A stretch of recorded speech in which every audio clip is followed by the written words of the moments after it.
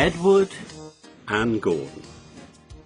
One of the engines in Edward's shed was called Gordon. He was very big and very proud. "You watch me this afternoon, little Edward," he boasted, "as I rush through with the express. That will be a splendid sight for you."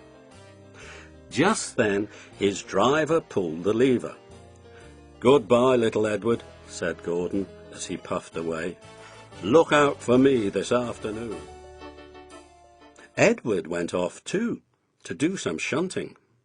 Edward liked shunting. It was fun playing with trucks. He would come up quietly and give them a pull. "Oh, oh, oh, oh, oh!" screamed the trucks. "Whatever is happening?" Then he would stop and the silly trucks would go bump into each other. "Oh, oh, oh, oh!" they cried again. Edward pushed them until they were running nicely, and when they weren't expecting it, he would stop. One of them would be sure to run on to another line. Edward played till there were no more trucks. Then he stopped to rest. Presently he heard a whistle. Gordon came puffing along very slowly and very crossly. Instead of nice shining coaches, he was pulling a lot of very dirty coal trucks. "A goods train, a goods train, a goods train," he grumbled. "The shame of it, the shame of it, the shame of it."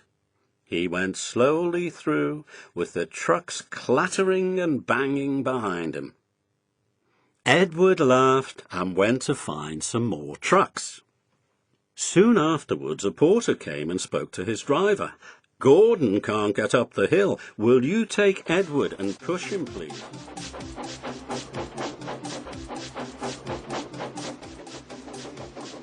They found Gordon halfway up the hill and very cross. His driver and fireman were talking to him severely. "You are not trying," they told him. "I can't do it," said Gordon.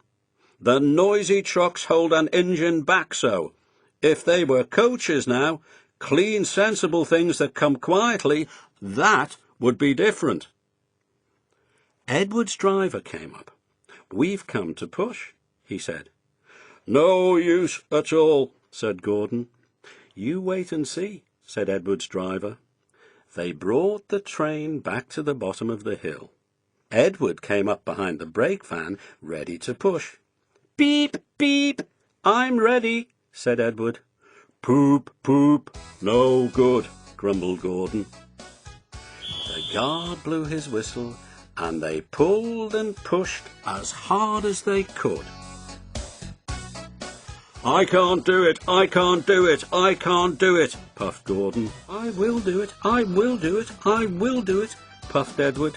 "I can't do it, I will do it, I can't do it, I will do it, I can't do it, I will do it," they puffed together. Edward pushed and puffed and puffed and pushed as hard as ever he could. And almost before he realized it, Gordon found himself at the top of the hill. "I've done it, I've done it, I've done it," he said proudly, and forgot all about Edward pushing behind. He didn't wait to say thank you, but ran on so fast that he passed 2 stations before his driver could make him stop. Edward had pushed so hard that when he got to the top he was out of breath. Gordon ran on so fast that Edward was left behind.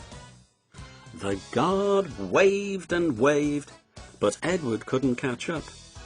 He ran on to the next station, and there the driver and fireman said they were very pleased with him. The fireman gave him a nice long drink of water, and the driver said, "I'll get out my paint tomorrow and give you a beautiful new coat of blue with red stripes. Then you'll be the smartest engine in the shed."